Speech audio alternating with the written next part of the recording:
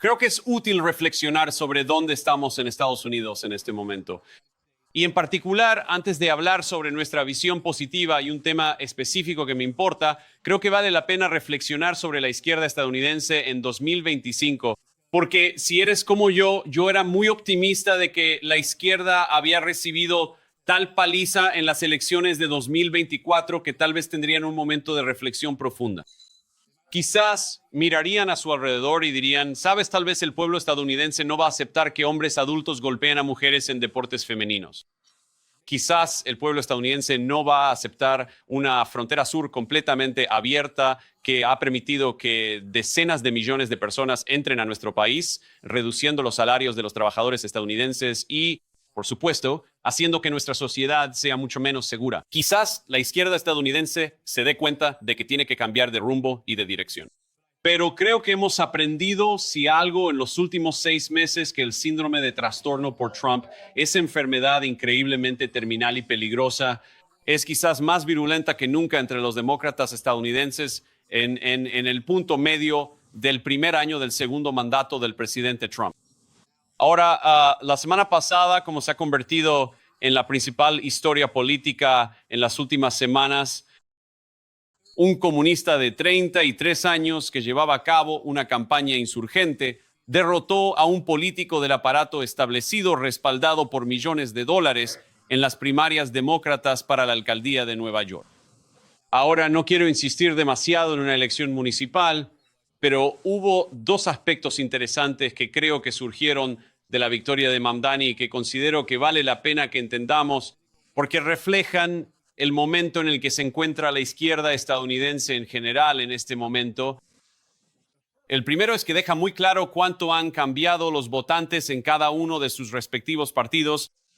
Si la victoria del presidente Trump en 2024 se basó en una amplia coalición de la clase trabajadora y la clase media, la coalición de Mamdani es casi lo opuesto a eso. Si observas su desempeño electoral distrito por distrito, lo que ves es una izquierda que ha dejado completamente de lado al amplio sector medio de los Estados Unidos de América.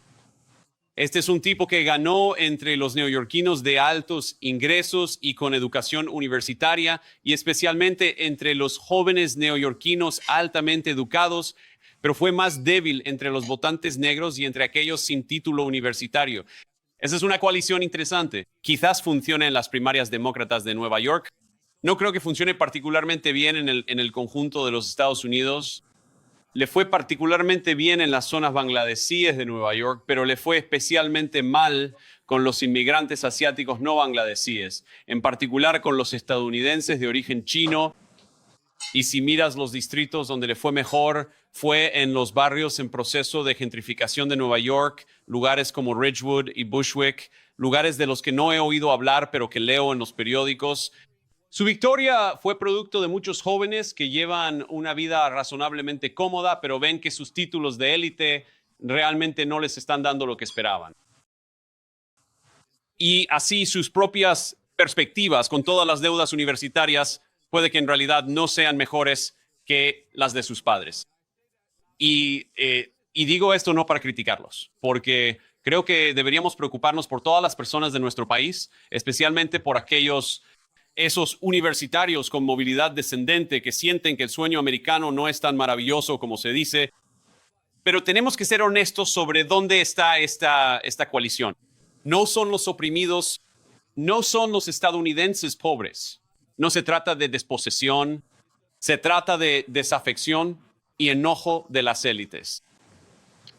El partido de las élites altamente educadas pero con movilidad descendente conforman una base activista muy enérgica, pero es importante porque no se trata solo de las élites, los universitarios de Nueva York. Esa base fue complementada por bloques étnicos cuidadosamente seleccionados, extraídos del electorado, utilizando la política de identidad como cuchillo. Y eso, por cierto, creo que explica los extraños llamamientos de Mamdani a la política exterior, destinados a enviar señales a uno u otro grupo específico de neoyorquinos. Bueno, preguntémonos, ¿por qué un candidato a la alcaldía en la ciudad más grande de nuestro país se queja de prohibir la entrada a Bibi Netanyahu de un país cuya población es más o menos del mismo tamaño que la de Nueva York y amenaza con arrestar a un líder extranjero si intenta venir a la ciudad de Nueva York. ¿Por qué un candidato a la alcaldía de Nueva York ataca a Narendra Modi, el primer ministro de la India, llamándolo criminal de guerra? ¿Por qué está hablando de globalizar la intifada? De hecho, ¿qué demonios significa eso siquiera en Manhattan? Pero lo que podría parecer una contradicción tiene un poco de sentido si analizamos la situación más a fondo. Consideremos un movimiento que arremete contra la clase de los multimillonarios, a pesar de que esa misma clase de multimillonarios sigue firmemente en el bando de la izquierda moderna. Un movimiento que idolatra religiones extranjeras, incluso mientras rechaza las enseñanzas de esas mismas creencias. Esta nueva izquierda moderna arremete contra los blancos, aunque muchos de sus financiadores y activistas de base son blancos privilegiados ellos mismos. Ahora puede que no hable por muchos de ustedes, pero en su momento me tranquilizaban estas contradicciones dentro de la izquierda moderna. ¿Cómo podían los blancos privilegiados marchar con total seriedad denunciando el privilegio blanco? ¿Cómo podían los progresistas fingir que amaban a los musulmanes conservadores a pesar de las opiniones de estos sobre el género y la sexualidad? Pero la respuesta es obvia si lo piensas, y es una respuesta muy, muy peligrosa y muy triste. Los radicales de la extrema izquierda no necesitan una ideología unificadora sobre lo que apoyan porque saben muy bien contra qué están. Lo que une a los islamistas, a los estudiantes de estudios de género, a los blancos urbanitas socialmente liberales y a los lobistas de las grandes farmacéuticas no son las ideas de Thomas Jefferson, ni siquiera las de Karl Marx, es el odio. Odian a las personas en esta sala, odian al presidente de los Estados Unidos y sobre todo odian a las personas que votaron por ese presidente de los Estados Unidos en las últimas elecciones de noviembre. Este es el principio que impulsa a la extrema izquierda estadounidense. Ahora, para ser claros, esto no es cierto para la mayoría de las personas que votan por los demócratas. La mayoría de las personas que votan por los demócratas son buenas personas que luchan por salir adelante, aunque pensemos que están equivocados en su juicio político. Pero si prestamos mucha atención a lo que dice el liderazgo de este movimiento, fuera de los anuncios de campaña brillantes y fuera de los temas de mensajes probados en elecciones generales, es obvio qué es lo que impulsa al liderazgo del Partido Demócrata moderno. A la extrema izquierda no le importa que BLM, el movimiento Black Lives Matter, haya provocado un aumento de la delincuencia violenta en los barrios urbanos afroamericanos, y así fue porque ese mismo movimiento también provocó anarquía en los barrios blancos de clase media. No les importa que el islamismo odie a los homosexuales y subyugue a las mujeres, porque por ahora es una herramienta útil de muerte contra los estadounidenses. Y no les importa que demasiadas compañías farmacéuticas se estén enriqueciendo con terapias hormonales experimentales, porque en el proceso están destruyendo la llamada binariedad de género que ha estructurado las relaciones sociales entre los sexos durante toda la civilización occidental. Y desde luego, no les importa que deportar a inmigrantes de bajos salarios eleve los sueldos de los nacidos en el país, porque no pretenden crear mejores niveles de vida para quienes nacieron y crecieron aquí, sean negros, blancos o de cualquier otro color de piel. Ellos pretenden reemplazar a esas personas por otras que estén dispuestas a escuchar sus cada vez más extraños llamamientos étnicos y religiosos. Son incendiarios y harán causa común con cualquiera que esté dispuesto a encender la chispa. Y por eso Mamdani en persona resulta un instrumento tan atractivo para la izquierda. Él encarna tantas de las aparentes contradicciones del movimiento en un solo ser humano, un tipo que describe la causa palestina como central para su identidad, pero que al mismo tiempo sostiene posturas como el aborto a demanda o el uso de fondos públicos para financiar cirugías de cambio de sexo en menores. Estas posturas, por supuesto, son completamente incomprensibles en las calles de Gaza. este tipo representa esa contradicción. ¿Cómo puedes creer en la causa de la intifada y al mismo tiempo sostener posturas que son completamente anátemas para esa gente? La respuesta es que él no está construyendo un programa positivo. Él no está tratando de construir prosperidad, está tratando de destruir algo. Y es muy eficaz articulando todas las cosas que la extrema izquierda odia de la América moderna. Ahora Ryan y todas estas personas increíbles me pidieron que hablara sobre el arte de gobernar, y creo que una de las tareas del estadista es reconocer lo que el otro lado, lo que la extrema izquierda desea hacerle a los ciudadanos estadounidenses, Estados Unidos en 2025. Pero la parte más importante del arte de gobernar es estar a favor de algo, y creo que eso fue lo que hizo tan diferente la campaña del presidente Trump en comparación con 30 años de políticos republicanos fracasados durante mi vida. No solo articulaba lo que estaba mal, no solo señalaba cómo la izquierda se había desviado, sino que también ofrecía una visión positiva con la que la gente podía identificarse, y ese es el segundo punto que quiero abordar hoy. Porque si la izquierda desea destruir, nosotros debemos crear no solo en los próximos años, sino durante la próxima generación. Ahora, la manera más obvia de lograr eso es asegurarnos de que las personas a las que servimos tengan una vida mejor en el país que construyeron sus padres y abuelos, y eso es lo que más orgullo me da de lo que la administración ha hecho en los últimos 6 meses. Ahora, por eso al presidente le importan tanto los aranceles, una palabra que ni siquiera se podía decir en el discurso económico estadounidense educado hace apenas 20 años, pero él reconoce que en una economía globalizada debemos estar dispuestos a penalizar a quienes construyen fuera de nuestra propia nación y a quienes prefieren a los trabajadores de países extranjeros sobre los trabajadores de su propio país. Y por eso trabajó tan duro durante los últimos meses para aprobar ese gran y hermoso proyecto de ley que sí se aprobó.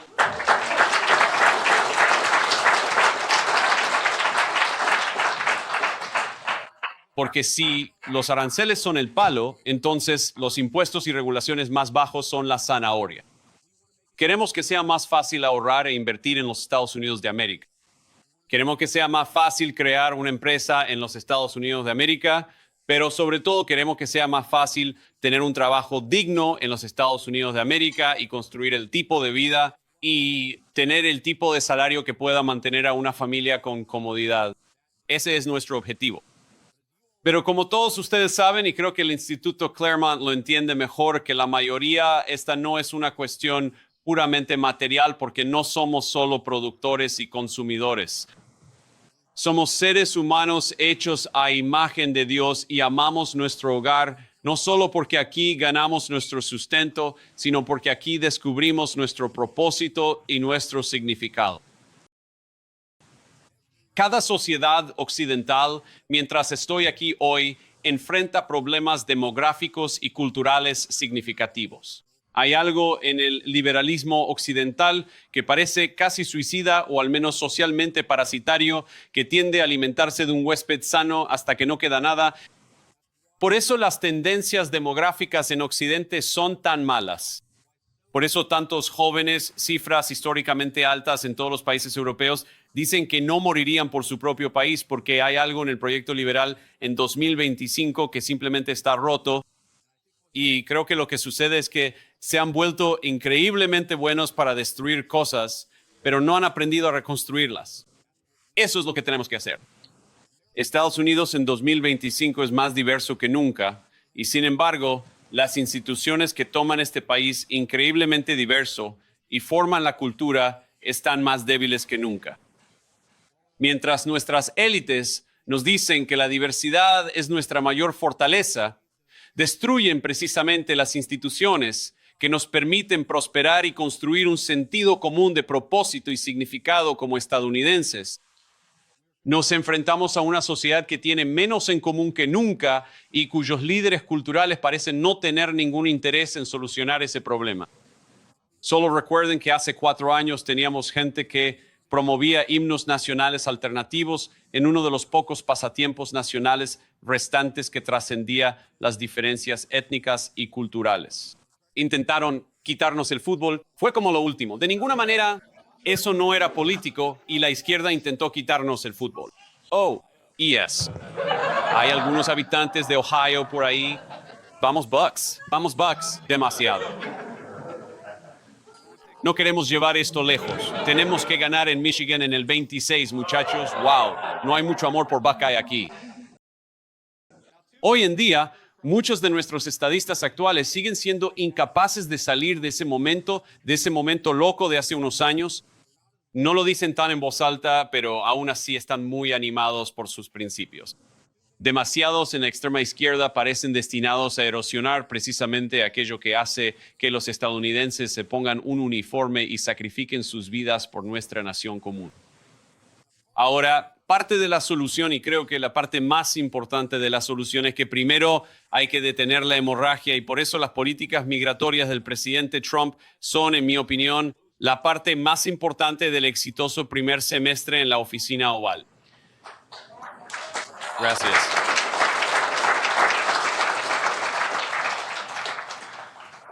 Los lazos sociales se forman entre personas que tienen algo en común, comparten el mismo vecindario, comparten la misma iglesia, envían a sus hijos a la misma escuela, y lo que estamos haciendo es reconocer que si dejas de importar millones de extranjeros al país, permites que esa cohesión social se forme de manera natural. Es difícil convertirse en vecino de tus propios conciudadanos cuando tu propio gobierno sigue importando nuevos vecinos cada año en cifras récord.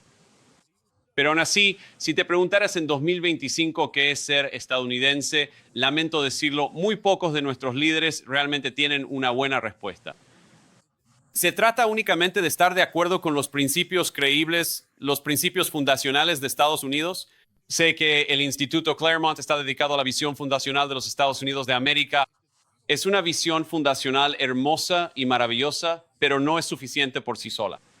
Si lo piensas bien, identificar a Estados Unidos solo con estar de acuerdo con los principios, digamos, de la Declaración de Independencia es una definición que resulta demasiado inclusiva y a la vez insuficiente. ¿A qué me refiero con eso? Bueno, en primer lugar, incluiría a cientos de millones, tal vez miles de millones de ciudadanos extranjeros que están de acuerdo con los principios de la Declaración de Independencia. ¿Debemos admitir a todos ellos mañana? Si sigues esa lógica de que Estados Unidos es una nación puramente de credo, Estados Unidos puramente como una idea, eso es a donde te llevaría. Pero al mismo tiempo, esa respuesta también rechazaría a muchas personas que la ADL etiquetaría como extremistas domésticos, aunque esos mismos estadounidenses tuvieran antepasados que lucharon en la guerra de la independencia y en la guerra civil. Y me parece absurdo, y la izquierda moderna parece estar dedicada a esto, decir, no perteneces a Estados Unidos a menos que estés de acuerdo con el progresismo liberal en 2025. Creo que las personas cuyos antepasados lucharon en la guerra civil tienen mucho más derechos sobre Estados Unidos que quienes dicen que ellos no pertenecen.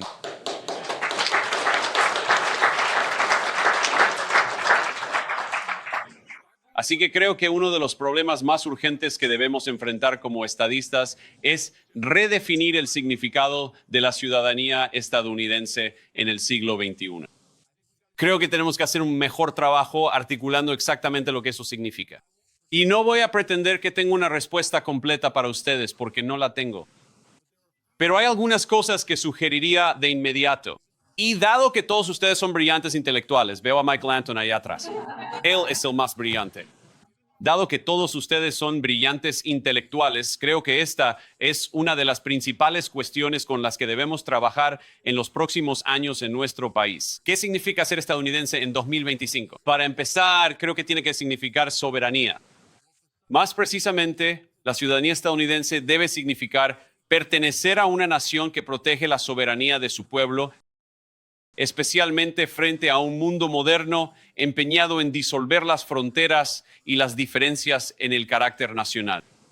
Y creo que eso significa tener un gobierno que defienda enérgicamente las cualidades básicas de la soberanía, que proteja la frontera de invasiones extranjeras, que resguarde a sus ciudadanos y sus empresas de esquemas fiscales extranjeros injustos, que levante barreras arancelarias y similares para proteger la industria de su pueblo y que evite involucrarlos innecesariamente en guerras prolongadas y lejanas. También significa preservar los privilegios legales básicos de la ciudadanía, cosas como el derecho al voto, incluso en elecciones estatales y locales, o el acceso a beneficios como ciertos programas de salud administrados por el Estado para los ciudadanos.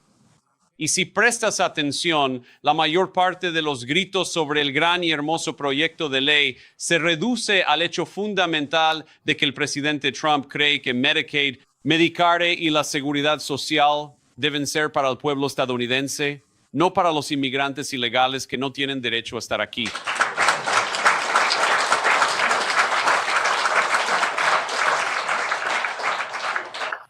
Y cuando los estados, y por supuesto estamos en uno ahora mismo, empiezan a repartir estos beneficios a inmigrantes ilegales, devalúan el propio significado de la ciudadanía. Y una nación que se niega a hacer esa distinción no seguirá siendo una nación por mucho tiempo. También diría que la ciudadanía en el siglo XXI necesariamente implica construir, porque Estados Unidos no es solo una idea. Somos un lugar específico con una gente particular y un conjunto particular de creencias y una forma de vida propia. Nuestros antepasados comprendieron que forjar una nación exitosa a partir de nuevas tierras significaba crear cosas tangibles, nuevas, nuevos hogares, nuevos pueblos, nueva infraestructura para dominar un continente salvaje. Ese es nuestro legado como estadounidenses. Esa actitud nos permitió construir las ciudades más grandes del mundo, sus rascacielos más altos, las presas y canales más impresionantes que el mundo haya visto. Con el tiempo, por supuesto, eso amplió los horizontes de lo que siquiera creíamos posible como seres humanos, con estadounidenses llevando a nuestra especie al aire y apenas una generación después a la órbita terrestre.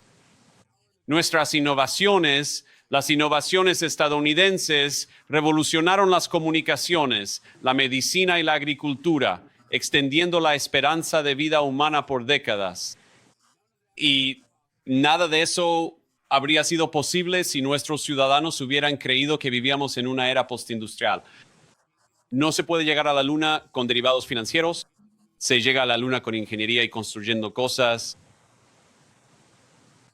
Tuvimos una época en la que nuestras mentes más brillantes simplemente se dedicaron a lo que son esencialmente operaciones especulativas o a escribir software que nos hace consumidores más eficientes.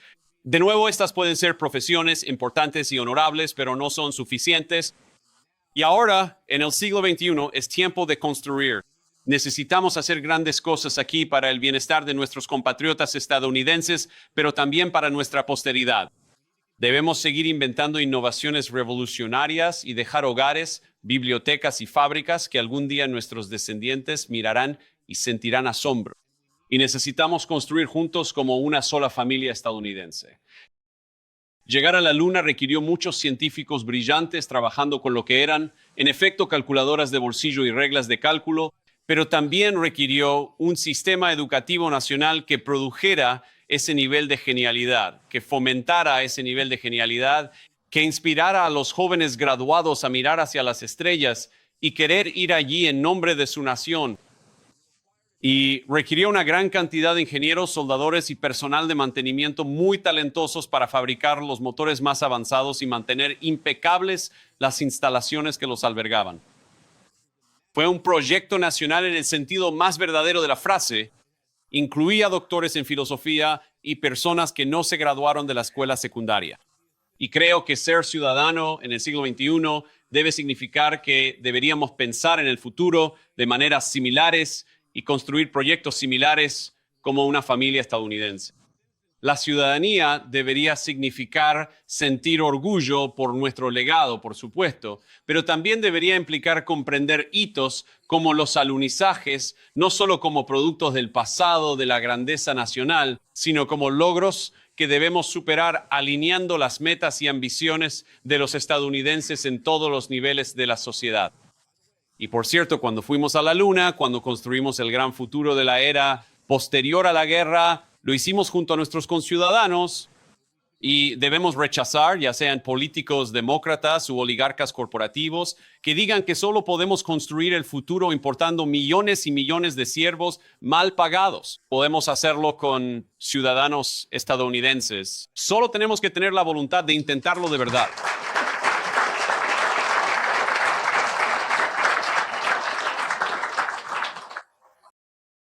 Por último, diría que la ciudadanía debe significar reconocer la relación única, pero también las obligaciones que todos compartimos con nuestros compatriotas estadounidenses. No se puede intercambiar a 10 millones de personas de cualquier otra parte del mundo y esperar que Estados Unidos permanezca igual. De la misma manera, no puedes exportar la Constitución, las palabras escritas en un papel, a cualquier país al azar y esperar que se establezca el mismo tipo de gobierno. Eso no es algo por lo que lamentarse o estar triste. Es algo de lo que debemos sentirnos orgullosos, que este es un momento único en el tiempo, con un lugar y un pueblo distintivos. Los fundadores de nuestro país entendieron eso quizás mejor que nadie. Ellos entendieron que nuestras cualidades compartidas, nuestro patrimonio, nuestros valores, nuestras costumbres y modales nos otorgan una ventaja especial e indispensable. Yo diría que incluso una ventaja decisiva, en rebelión contra lo que en ese momento era la mayor potencia militar del mundo. Eso significa algo hoy en día. La ciudadanía, la verdadera ciudadanía, no se trata solo de derechos. En un mundo de comercio y comunicación globalizados, también se trata de obligaciones, incluidas las obligaciones que tenemos con nuestros compatriotas. Se trata de reconocer que tus conciudadanos no son piezas intercambiables en la economía global, ni en la ley o el comercio deberían ser tratados de esa manera. Y creo que es imposible sentir un sentido de obligación hacia algo sin tener gratitud por ello. Debemos exigir que nuestra gente, ya sean estadounidenses de primera o de 10ª generación, tenga gratitud por este país. Sí, creo. Y mi propia historia es un testimonio de ello, que sí, la inmigración puede enriquecer a los Estados Unidos de América. Mi encantadora esposa es hija de inmigrantes en este país y sin duda yo estoy mejor gracias a ello y creo que todo nuestro país también lo está. Pero debemos esperar que todos en nuestro país, ya sea que sus antepasados estuvieran aquí antes de la Guerra de Independencia o que hayan llegado a nuestras costas hace apenas unos meses, sientan un sentido de gratitud. Y deberíamos ser escépticos de cualquiera que carezca de ello, especialmente si pretende liderar este gran país. Y eso me lleva de nuevo finalmente al probable próximo alcalde de Nueva York. Hoy es 5 de julio de 2025, lo que significa, como todos ustedes saben, que ayer celebramos el 249 aniversario del nacimiento de nuestra nación. ¡Wow!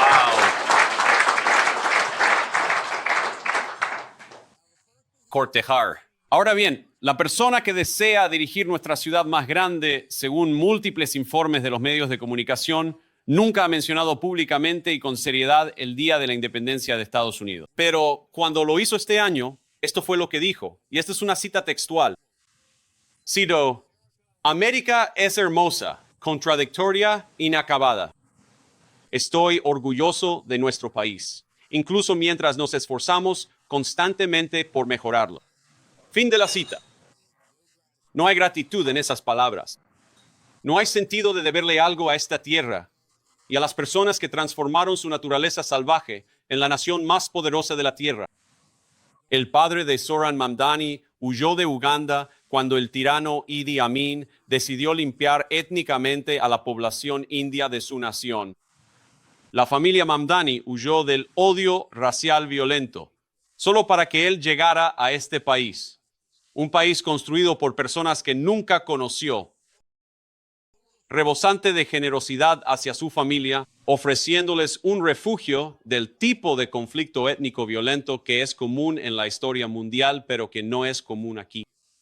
Y se atreve, en nuestro 249 aniversario, a felicitarlo rindiendo homenaje a su incompletitud y a su, como él la llama, contradicción. Me pregunto, ¿Alguna vez ha leído las cartas de los jóvenes soldados de la Unión a padres y seres queridos que nunca volverían a ver? ¿Alguna vez ha visitado la tumba de un ser querido que dio su vida para construir el tipo de sociedad donde su familia pudiera escapar del robo y la violencia racial? ¿Alguna vez se ha mirado al espejo y ha reconocido que quizá no estaría vivo de no ser por la generosidad de un país al que se atreve a insultar en su día más sagrado? ¿Quién demonios se cree que es?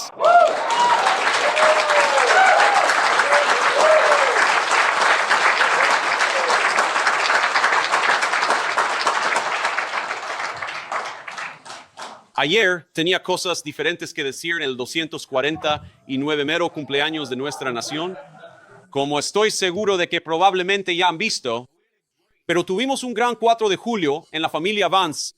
Llevamos a nuestros 3 hijos primero al Monte Rushmore el 3 de julio y luego ayer, en la mañana del 4 de julio, fuimos al Parque Nacional Teddy Roosevelt en las Badlands de Dakota del Norte, una zona hermosa de nuestro país.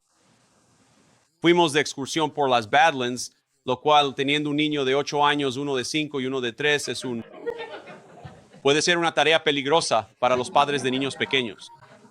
No son tan resistentes, quizá, como esperaba que fueran, pero lo hicieron bien. Lo hicieron bien. Mi hijo de 5 años quería ver un búfalo con tantas ganas. Eso fue de lo que habló durante semanas antes de este viaje. Y en el Parque Nacional Teddy Roosevelt creo que vio como una docena de ellos. Algo muy auspicioso. Mi hijo de 8 años vio un águila calva posada en un acantilado bajo. En el Día de la Independencia, ¿no es una mala señal de la buena frontera? Y mi hija de 3 años me trajo un diente de león. Nunca olvidaré esto. Es uno de esos momentos que creo que recordaré por el resto de mi vida.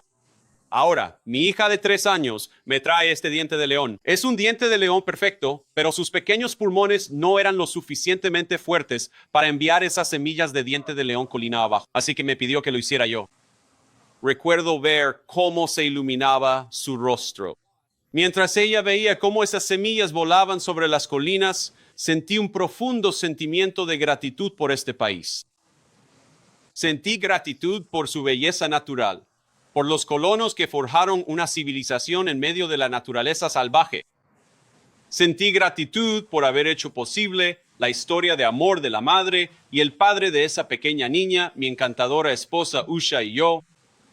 Sentí gratitud por la alegría común, pero profunda, de ver el rostro de una niña de 3 años, ver cómo se iluminaban sus hermosos ojos mientras observaba esas semillas de diente de león bailar en el viento frente a una formación rocosa ancestral.